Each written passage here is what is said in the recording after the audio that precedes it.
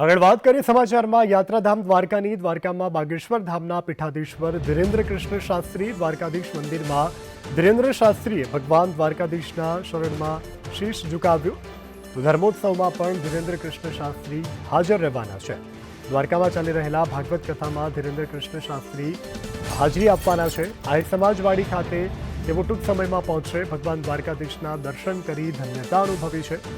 તો જગત મંદિરમાં દર્શન માટે ધીરેન્દ્ર કૃષ્ણ શાસ્ત્રીની સાથે અન્ય સ્થાનિક અગ્રણીઓ પણ જોવા મળ્યા હતા.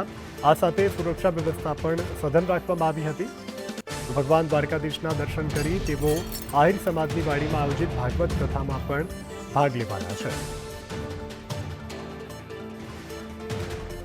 તો આજે ભાગવત કથા જે ચાલી રહી છે તેમાં કૃષ્ણ જન્મ મહોત્સવ છે અને તેમાં અનેક સંતો મહંતો હાજરી આપવાના છે. જે અન્યવે ધીરેન્દ્ર કૃષ્ણ શાસ્ત્રી આજે દ્વારકા ખાતે આવી પહોંચ્યા છે. દ્વારકામાં યોજાનારી ભાગવત કથામાં તેઓ સામેલ થશે. તે પૂર્વે તેઓએ જગત મંદિર દ્વારકામાં ભગવાન દ્વારકાધીશના દર્શન કર્યા હતા.